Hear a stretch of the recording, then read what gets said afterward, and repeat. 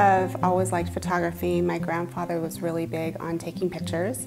He had like the little 110 Instamatic cameras all the time, and so I grew up with stacks of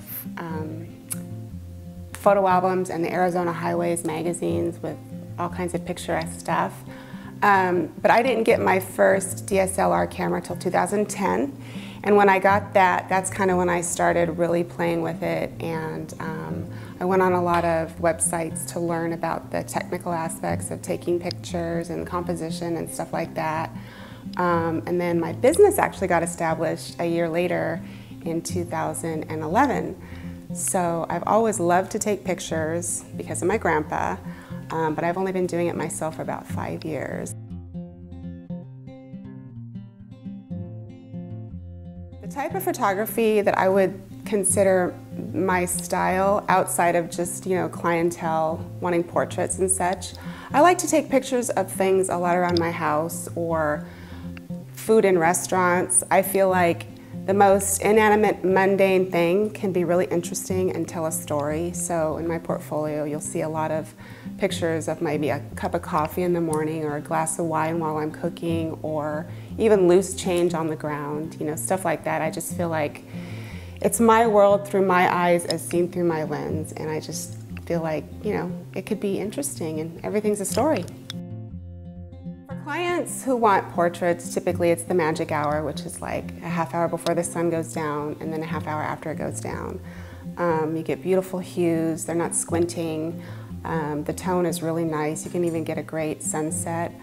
But as far as just my fun part of it, I love to photograph at night. I love to take pictures of cityscapes at night. I love to try to capture the night like we see it. Christmas is a perfect time. I'll go around and take pictures of Christmas lights.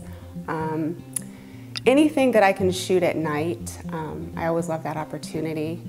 So other than that, it's just whenever something looks good. If I'm doing still life for my animals or something like that. But if I've actually gone out at night just to take pictures, because it's a real challenge to take pictures at night, and 50% of the pictures you take never look right. So I'm just bound and determined to, capture what my eye actually sees, and I find it a lot of fun.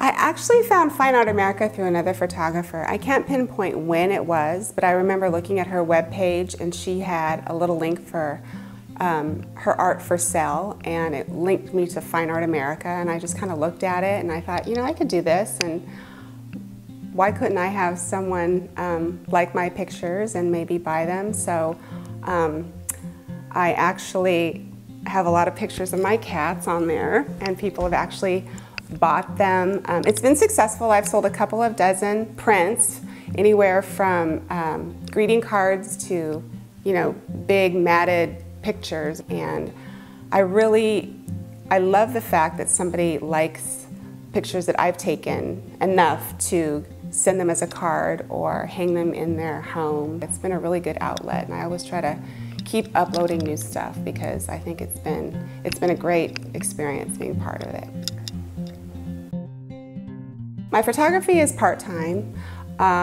When I'm not taking pictures for clients, which my busiest time for clients is around the holidays. People want holiday cards, or graduation when people want senior pictures,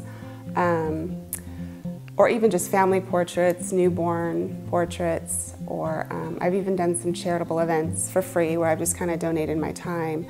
But other than that, a lot of the pictures that I take are usually with travel or around the house, or, like I said before, anything that I think is interesting. But I would say I probably devote, when I'm not working with a client, probably about 10 hours a week, just taking and editing my own pictures for fun. Sometimes I just feel like I have the urge to shoot, so I just want to grab my camera and go out shooting. I've recently taken a lot of pictures of food. I've started really enjoying taking pictures of food. So I'll do that a lot. I want to make people hungry.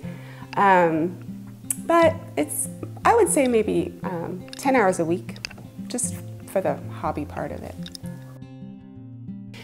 Just as an example of taking pictures at seem like an everyday mundane thing that people wouldn't necessarily think anything of. I was in Pennsylvania in January, and it's a small town where my son lives. He's going to college. And the snow had been falling and falling and falling. And so I went out for a walk kind of late at night in the town.